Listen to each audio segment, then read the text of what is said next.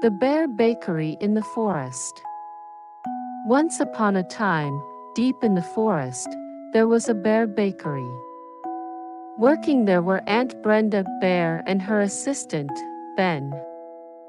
It was just the two of them, a pair of bear friends. Aunt Brenda was an elderly bear, and her gentle smile and easygoing nature were the secrets to her popularity. On the other hand, Ben was still a young bear who looked up to Aunt Brenda and wished to become a great baker himself one day. This forest bakery was enchanted with a mysterious magic. When you ate the bread baked here, you could turn into a human. Thanks to this bread, the animals of the forest could run around as humans. But recently, the animals had stopped coming. It seemed that the bakery's magic had weakened, and even eating the bread wouldn't turn them into humans anymore. What should we do, Aunt Brenda? If this continues, we'll have to close the bakery, Ben lamented. Aunt Brenda held her head in her hands.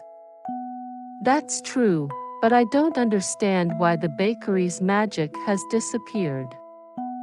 Believing there must be a cause somewhere, the two decided to go on an expedition into the depths of the forest to uncover the secret behind the broken magic. The two bears trudged deeper into the forest. Suddenly, a strong wind started to blow from ahead. "Whoa, Aunt Brenda!" Ben shouted as he tried to hold on to her, but the force of the wind swept them both up into the air. They were blown far apart and scattered deep into the forest. "Ben!" Aunt Brenda's worried voice echoed in the distance. Aunt Brenda, calm and composed, searched for signs of Ben. She soon discovered a mysterious cave. There must be an answer here, she decided, stepping into the cave. Meanwhile, Ben had been carried by the wind to an endless grassland. The grassland was full of rabbits, squirrels, and other animals, all in distress. "What's wrong?" Ben asked, and the animals replied, "Aunt Brenda's bakery's magic is gone. Even if we eat the bread, we can't turn into humans anymore. We can't play in the forest like this." Ben grew more worried. Not knowing why the magic had broken, he decided to spend some time outside the forest with the rabbits. During this time, Aunt Brenda walked alone deep into the cave. There, a mysterious figure like a small person appeared. "Hello, bear from the bakery where the magic has disappeared." "I know the reason," said the small figure, riding a staff. It seemed this little person was a small wizard living in the forest. Aunt Brenda listened to the small figure's story. According to the wizard, a wicked witch had placed a curse on the tree that controlled the forest's magic, draining all the magic from the forest. "How can we get the magic back?" Aunt Brenda asked, and the small figure replied, "There is only one way: defeat the witch. If you do that, the forest's magic will be restored." Aunt Brenda thanked the small figure and left the cave with determination. Finding Ben playing outside the forest, she called out to him, "Ben, I've found a way to restore the magic." They rejoiced at their reunion. After hearing Aunt Brenda's explanation, Ben's journey as the future master of the Bear Bakery was just beginning. As he grew older, his skills in baking and his understanding of the bakery's magic deepened. Every day was filled with learning new recipes, perfecting old ones, and making sure the enchanted bread brought joy to the animals of the forest. One day, while Ben was experimenting with a new type of bread, a young fox named Fanny entered the bakery. She was curious and full of energy, reminding Ben of himself when he first started working with Aunt Brenda. "Hello, Ben. I've heard so much about your amazing bread. Can you teach me how to bake?"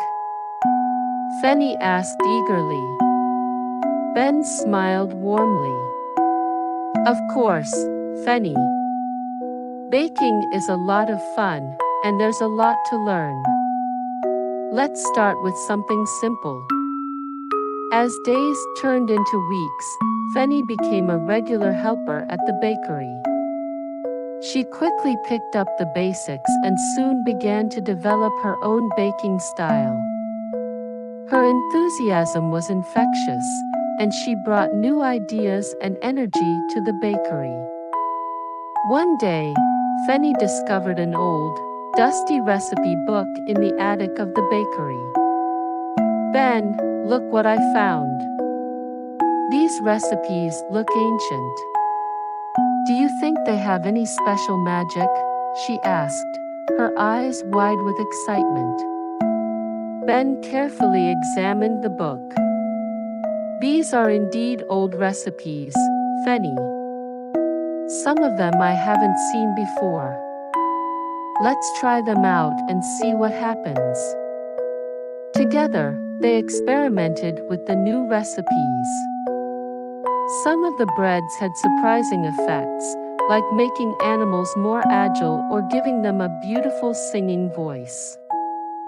The bakery's fame spread even further, attracting animals from all over the forest who wanted to experience the magic for themselves. Aunt Brenda watched with pride as Ben and Fanny worked together. "You've done well, Ben.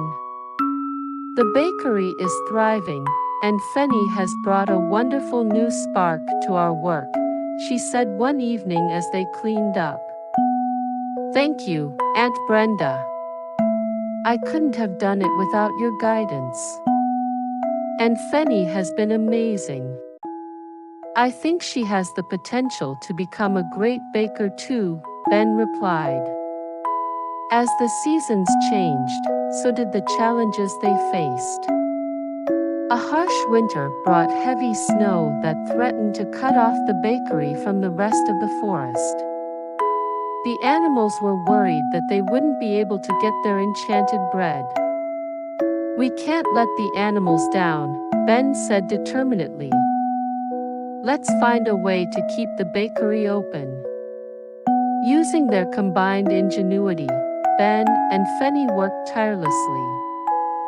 They created special bread that could withstand the cold and provided warmth to those who ate it. They even designed a delivery system using enchanted sleds to ensure the bread reached every corner of the forest. Their efforts paid off. The animals were grateful and praised the bakery for its unwavering dedication. The bond between Ben and Fanny grew stronger, and so did their understanding of the magic within the bakery. As spring arrived, a festival was held to celebrate the bakery and the return of warmer days. Animals from all over the forest gathered, singing, dancing, and enjoying the magical bread. It was a testament to the hard work and dedication of Ben, Fanny, and Aunt Brenda. During the festival, Aunt Brenda made a special announcement. "Everyone, I have a special surprise. Today, I am officially naming Ben as the new master of the Bear Bakery. He has shown great skill, dedication, and heart. And with Fanny by his side, I am confident the bakery will continue to flourish." The crowd erupted in cheers. Ben was deeply moved and thanked Aunt Brenda for her unwavering support. "I promise to uphold the traditions and magic of this bakery. Thank you, everyone, for your trust and love." Fanny stepped forward, her eyes shining with pride. "I'll do my best to support you, Ben. Together, we'll make sure the bakery remains a place of joy and magic." And so, the legacy of the Bear Bakery continued, with Ben as its new master and Fanny as his trusted partner.